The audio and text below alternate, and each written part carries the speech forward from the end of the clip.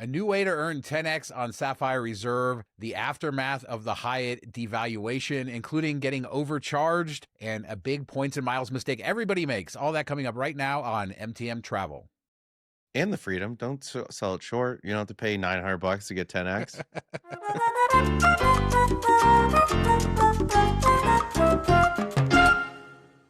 So happy Thursday, Mark. Hyatt devalued and we're all still alive.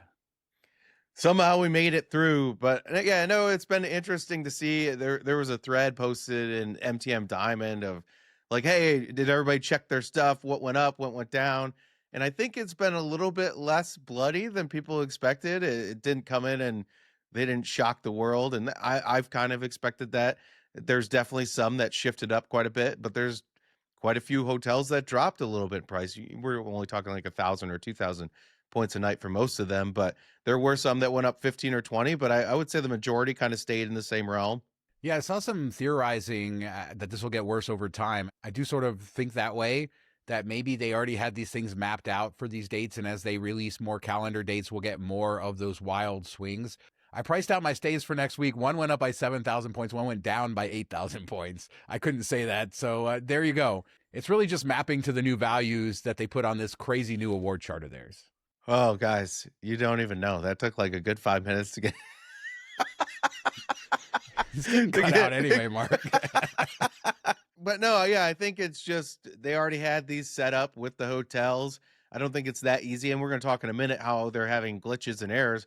I don't think they could handle moving a whole bunch of things all at one time. Like just making the category changes for the hotels, the 100 and some hotels that were listed was probably all they could handle with adding in this whole new award chart and everything that entails. So I'm guessing they just kind of stuck everything a bit where it's at. And as everything settles down, I think they'll start to tweak and put hotels in different categories within it, like the 5 different selections they have now instead of 3.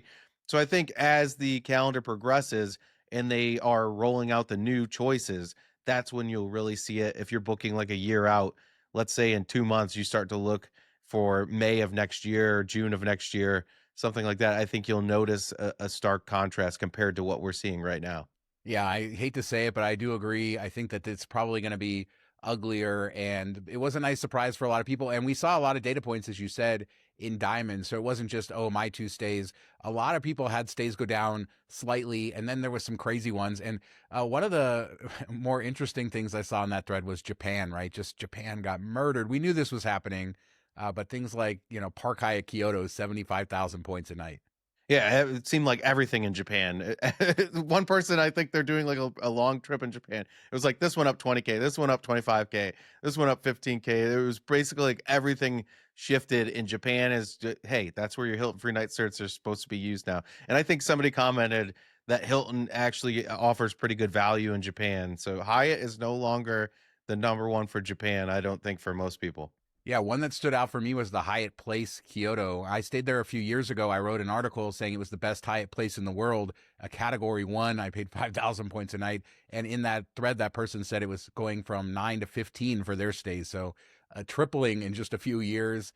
Yeah, it's been ugly. We knew that was going to happen in Japan. RIP Hyatt Regency Tokyo Bay as a category 4.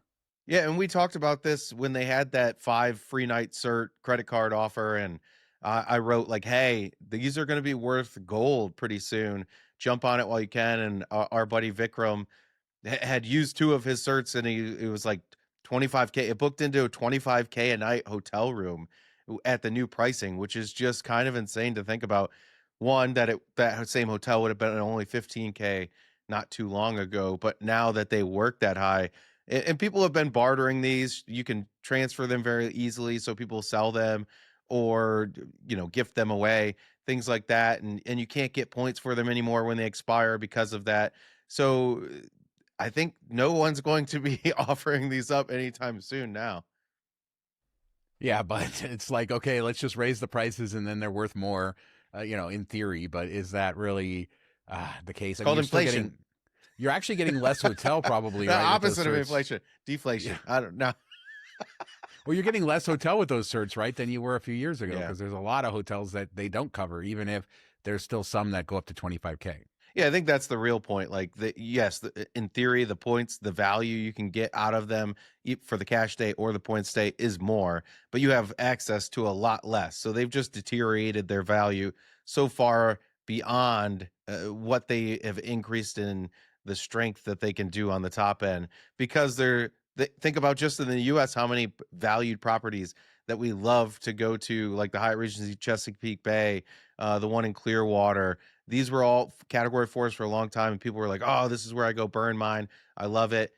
New Orleans had a whole bunch of them, and now one by one, they've kind of systematically shifted that all up. And you're looking at basically Hyatt Place Kyoto, like the best Hyatt place in the world. That's where your category 1 to 4 search usually end up: Hyatt Place, Hyatt House, and maybe a low end Hyatt Regency.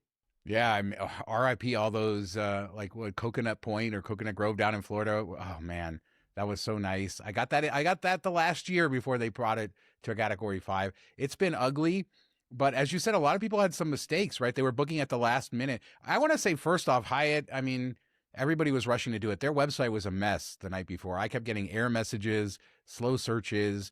Eventually I was able to get the stuff I wanted booked, but they were having some problems. But I know some people who booked right before the deadline, they ended up getting charged the new price, right? Yeah, and this was also shared in Diamond Group by Ryan, and he had done a search and it showed 29K a night throughout the whole calendar, like when he was booking, I think for 4 or 5 nights. And he clicked, okay, go ahead, do it. And then he noticed more got subtracted from his account. So it was 29K the first night, and then it was 35K the rest of the night. So he lost out on, 20, 30,000 points there. And he goes back and looks and goes, wait, what's happening? Maybe I looked at this wrong. And this was after the update. He had booked it right before the update. After the update, it was showing as 30,000 points a night. So he didn't even get billed for the new rate. He got billed for like some fictitious rate. And he's going to have to reach out to either concierge or their Twitter team or X team. They're very good there. So that's where I would start. They're probably better than the concierge, and ask like, hey, can you match this? But he also noticed like some bookings he made weeks ago are showing that he spent 220,000 points when it was only 200,000 points. So you already messaged them on that, and they're like, "Oh no, we see that you used 200,000 points. This is how much it shows that you booked per night. What it's showing in your account is not accurate. We're aware of the issue. We're working on it." So I think this is a widespread problem, and it's just like kind of chaos. This has happened in past years with Hyatt. Now that you explain it all, something internally with the way that they show the new price and all this sort of stuff on the back end. And their website is really terrible at showing you points in and out of your account. If they would just fix that so you could actually see, hey, I actually redeemed this many points, and there was a ledger where you could go look. There's been several times where I've had discrepancies like that where you email and I just have to trust that it's correct, because unless you knew what the balance was before, yeah, they leave a lot to be desired there. But yeah, it's I think it's a good shout out. Their customer service on Twitter, that really does make a huge difference, because knowing that I don't have to call, I don't have to jump through these hoops, I can send a message, and I mean, I think they've solved everything I've ever sent to them.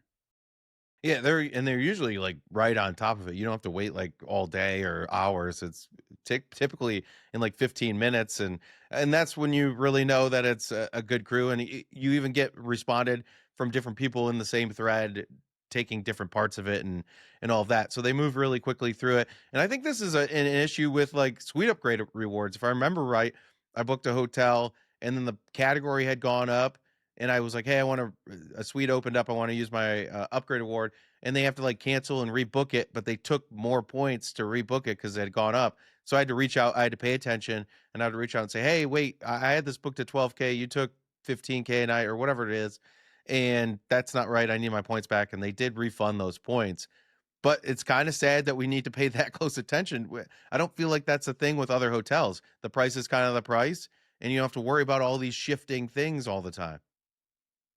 Yeah, Hyatt, their IT not always the best. This is actually something I remember a couple years ago in discussions with the executives being brought up, and here we are still today. But let us know, what did you book? What were the changes? What did you experience with the entire devaluation of Hyatt this week?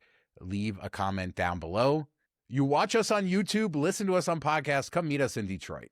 Yeah, we have the Detroit seminar tickets are now live. We talked about it last week and they came out live the following day.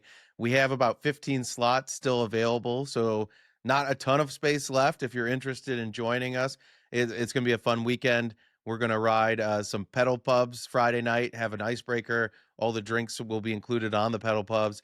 And then on Saturday, we're going to do some learning, food's covered, couple drink tickets. And then we're going to have a Saturday night gathering place that will take care of some food and some drinks for you and stuff like that. So it'll be a really fun-filled weekend. And if you are interested, check the hotels. It's going to be a busy weekend in Detroit. Green Bay Packers are going to come into town on Sunday. That got announced after we had this all out, and they're going to get whooped. And Shawn will be there with me watching it and crying all over the place. But so check that. Some people are staying out in the Hyatt Place Royal Oak. Some are staying downtown. There's lots of options, lots of programs. But I would look at booking that before you buy your ticket just to make sure you can get something that works for you. Yeah, so join us there. A cool group of people, a fun weekend, and it's going to end with a Packers victory over the Lions. What could be better? Nah. Sign up. Hope to see you there. But let's talk about this Benjy article, points and miles mistake. And this, I think everything we talked about the first 10 minutes of this show shows you why this could be a points and miles mistake. Basically, hoarding points. Back to that old discussion. Should you hoard points?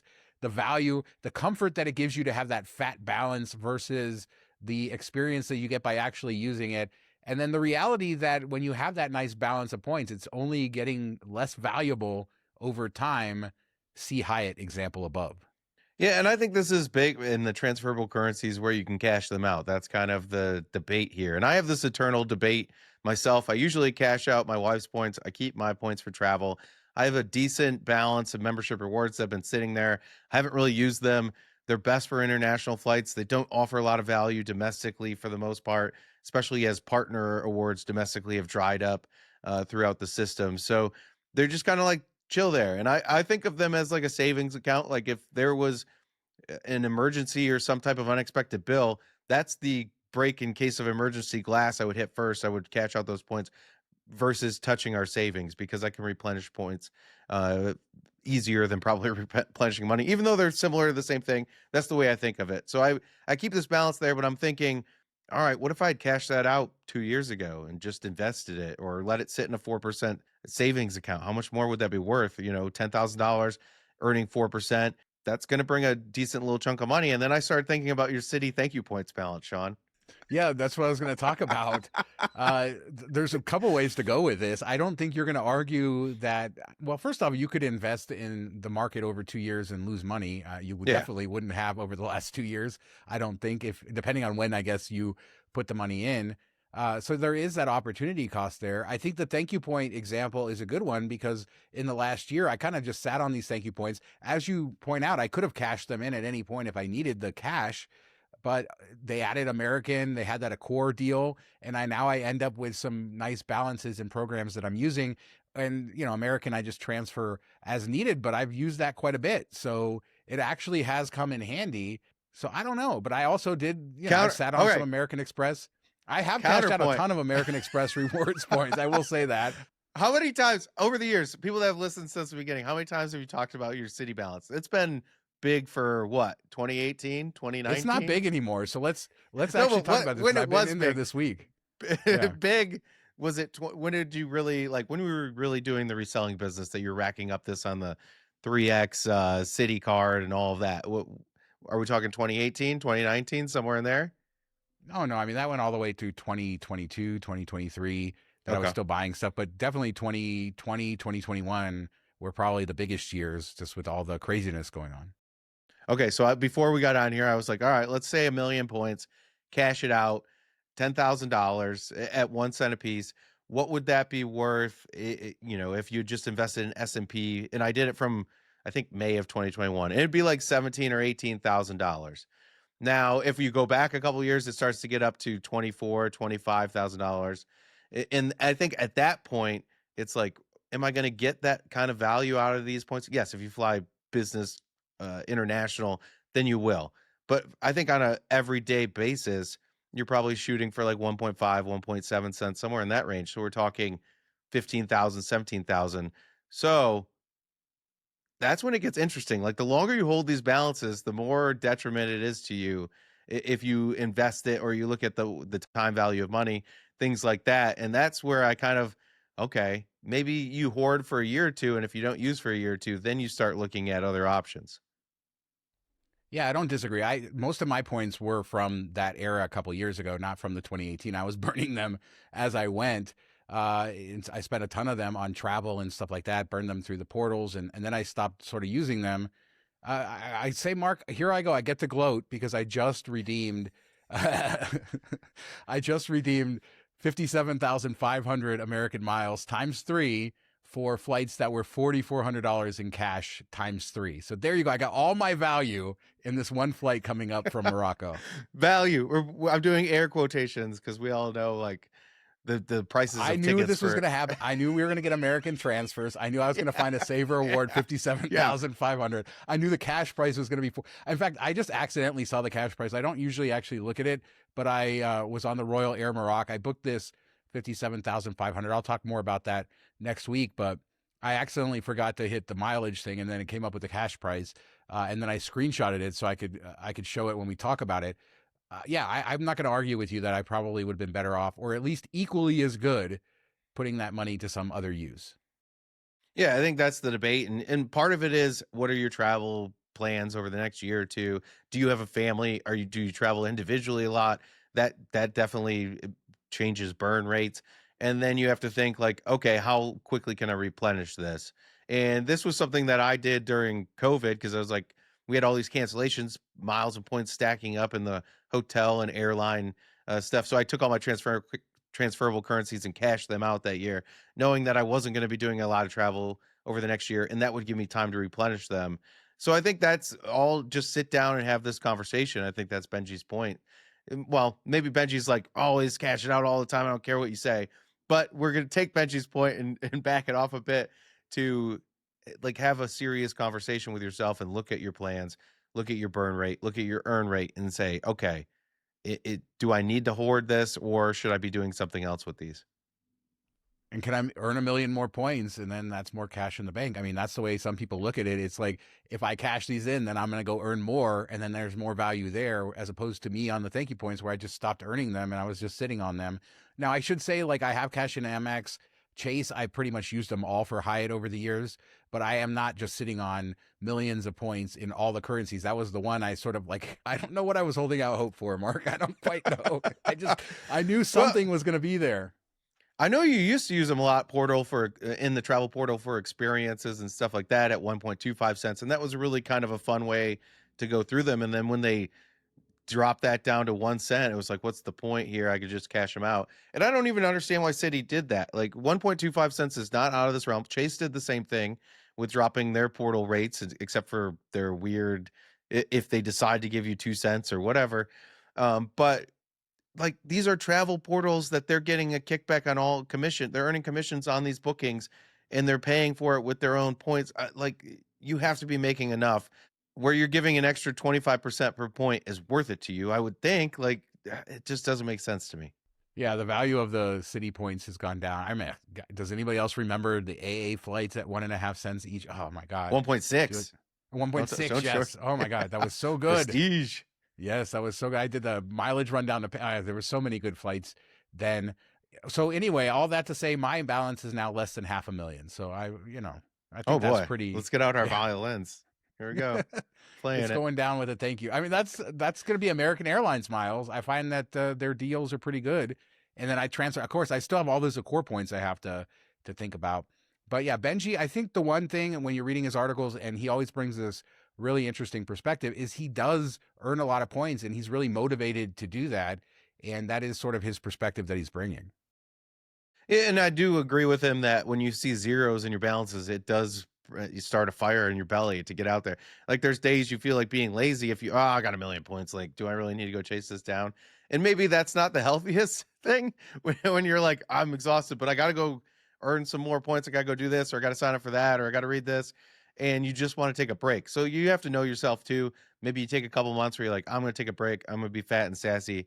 And for let's say for the summer, because it's coming up, and then hey, once the kids are back in school, I have a little bit more freedom during the day. If I work from home, things like that, I'm going to really hit it hard then. So I'll burn them out at the end of summer and we'll move from there and see how it goes. But I always like to have a little bit of a stash just in case like some great opportunity comes up You don't know where it's going to come from. You don't know what points you're going to need. And that does happen from time to time. And you're like, oh, crap, if I had that, it would have been better. So it's leave a couple 100,000 in there for yourself. I agree. Zero is, I don't know. I mean, it's for some people like Benjy. I don't think there's anything wrong with either way. I do think that you don't want to. I think he has like 5 years planned out of trips probably, and he has the five. He has the 5 wife beaters and the forever stamps lined up on the bed. Oh, I hope he doesn't watch this one. So Paze, let's talk Paze, Mark. This is a new payment thing. It's so weird. Like they have, I guess United Airlines is one, and Dunkin' Donuts, Newegg, a few others. But this is a payment system that you can pay through Paze on certain websites. And the reason we're talking about this is because Chase has an offer for Sapphire and Freedom card holders where you can earn 10x on up to $1,500 in purchases per month with this. So this actually, I mean, buying United ticket, again, it's very limited as to what is here. So I don't know how useful this is, but there you go. Let's say you could maximize this every month, and highly doubtly many people can, if anyone.